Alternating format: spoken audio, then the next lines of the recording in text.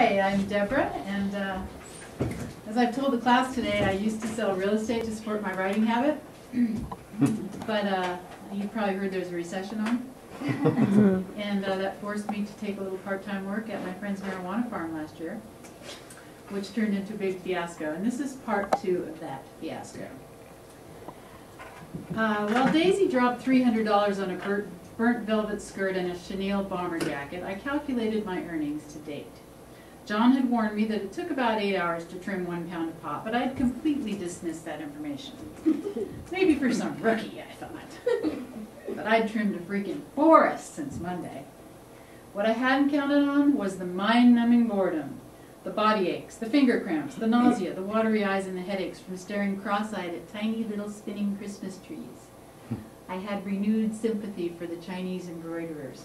By the 5th day, I could only trim an hour and a half. And Saturday morning, when I tried to rally, my mojo was gone. Vanished like a puff of smoke, like my home equity.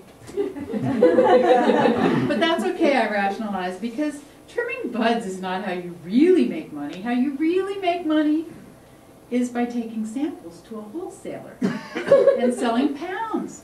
Dope dealing 101. How could I forget? So I asked Farmer John to tally my buds, and we hiked over to a shed where I stared at my personalized drying tray in disbelief because my beautiful, once luxurious green buds had shriveled to the size of little tiny walnuts. When he weighed it up, he found that in 5 days I had trimmed a total of 1 pound and 2 ounces. That meant I had earned a little over 1 ounce of pot, plus a 1/4 ounce of some scrawny buds that John called my tips. I hadn't even made enough money to pay for my rental car, but I could still redeem myself if I bought 5 more ounces at the wholesale price of $250 each, because surely I could double my money on those. Now 6 ounces of pot is about the size of a small bag of potato chips, but God, does it smell. I put the hermetically sealed buds inside a Ziploc, inside another Ziploc, inside another Ziploc, and it still smelled. Now flying was out of the question, but luckily I could drive down to Southern California where I knew an attorney who still smoked, and he still had money. When I arrived, he said he usually paid $250 an ounce in quantity, and he wanted 4 ounces. So I gave him 4 ounces for $1,000, which is exactly what I paid for it. If I didn't count the gas, the food, the car rental, the overnight in a hotel, and 2 bottles of Febreze it took for me to drive from one end of the state to the other. But it didn't matter, because those last 2 ounces were going to be my samples, and that's how I was going to make the big bucks. It still hadn't dawned on me that John and Daisy weren't the only ones harvesting bumper crops at the end of summer. It was everywhere. But it wasn't just supply I was up against. I called my old friends, the ones who hadn't turned into Republicans, that is. And after some chit-chat, I'd awkwardly launch into, I just got back from Northern California, and I've got these unreal, sticky, organic buds, and all of a sudden I'd be interrupted by uncontrollable laughter and some variation of, "What, are you kidding? I don't even smoke anymore." Not that I blame them, because those studies show that pot's popularity is increasing dramatically among seniors. At our age, who really needs something that makes ice cream taste better than it already does? But if pot was California's biggest crop, somebody had to be smoking it. Where had all the stoners gone? The Mexican cartels aren't taking over our national parks for nothing. And then I realized I'd have to sell it to my friend's children. That was out of the question. And flying home with it, which would require passing through airport security, well, that wasn't a good option either. Which was kind of funny, because in my youth, 20 pounds of hashish in a suitcase was all in a day's work. I felt like Hannah Youngman. "Take my pot, please!" And then I had an insight. If I couldn't find anyone who would buy it, maybe I could find someone who would trade it. But no one seemed to know any pothead masseuses. So I called my friend Mary, and she told me to look up this old smoking buddy of hers. He was a chocolatier of some renown, and he would surely help me out. So I called up Livermore and lowered my voice a few octaves. Hi, Mary said I should call you because I'm down here doing some seasonal labor. He laughed. By all means, he said. Come by. I'd love to do trades. Marijuana for chocolate? There is a God! Now, Livermore's glass-walled kitchen adjoined his retail storefront on a main highway. And after small talk and a bite of his chocolate financial crunch, we stepped inside his emporium of stainless appliances and marble counters, and then I saw it. A commercial-sized mixing stand, and the bowl was filled with batter in a most wicked shade of green. I have a lot of friends, and they grow leaf around here, and they just give me their leaf, and I like to bake cookies, he said. Oh, well, it was obviously okay to get down to business with him. So we docked into a private alcove, and I surreptitiously removed a Ziploc, which contained what I thought was $60 worth of weed.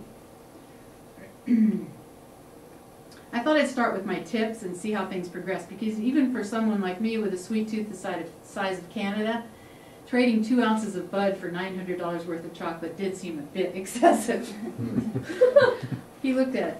I usually get really nice buds from my friends for $150 an ounce, he said. I'm sorry, I won't be able to help you with this. I was crushed. $150 an ounce? I could buy pot from him and resell it for that price. Well, actually I couldn't because I didn't know anyone to sell it to, but in theory. Tell you what, he said, sensing my disappointment, I can use these, I'll use this to tip my kitchen staff. They'll smoke anything. That stung, but I accepted, and he began to load two small boxes, 2 very, very tiny boxes with chocolates. One for you, he said, and one for Mary. One for Mary? You mean it was costing me a 1/4 ounce of weed for 8 pieces of chocolate? It took me 5 days of trimming to earn those tips, man. Even dark chocolate filled with tequila ganache could not quell my growing righteous anger. That's it, I thought. No one wants my purple hand-trimmed organic artisan's little marijuana.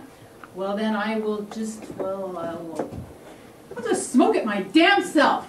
But considering the rate, my age, and the rate at which I smoke, I realized that the buds might become part of my estate.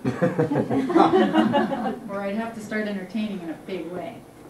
But taking it home also meant a dreaded trip through airport security. So resurrecting a trick from my glory days, I bought a box of Always Maxi pads with wings. I slit one open, stuffed the pot inside, layered another pad above and one below, and bound it all together with miles of white adhesive tape.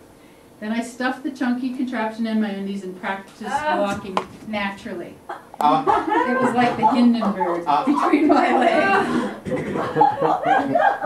The next morning I sprayed myself down with Febreze and swallowed half a Valium with my coffee, but I was still so nervous that I actually tried to return my dollar card to budget. Then I waited in an endless TSA line, mentally chanting my mantra. No one suspects a grandma, no one suspects a grandma.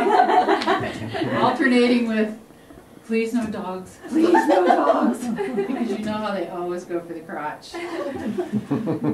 So once aboard, I collapsed in my seat and ordered a Bloody Mary, vodka and Valium. It wasn't even 10 a.m. I reclined in my seat, smiled to myself, and I thought about the time I flew to Africa with a bunch of diamonds in a certain bodily orifice. And about how my friends called me Pussy Galore for years.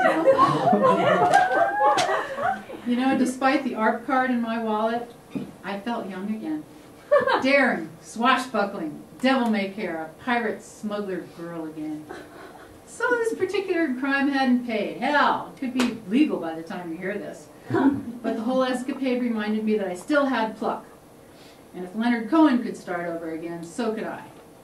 Prices haven't been this low in years, I thought. So, God darn it, I'm going to go home and sell me some real estate. The second we got in the door, I dropped my drawers and surprised my husband with my booty, which he insisted on sampling immediately. We rang a few bells that hadn't been rung in a while. And you know, Mary's chocolate was even better after a puff or two.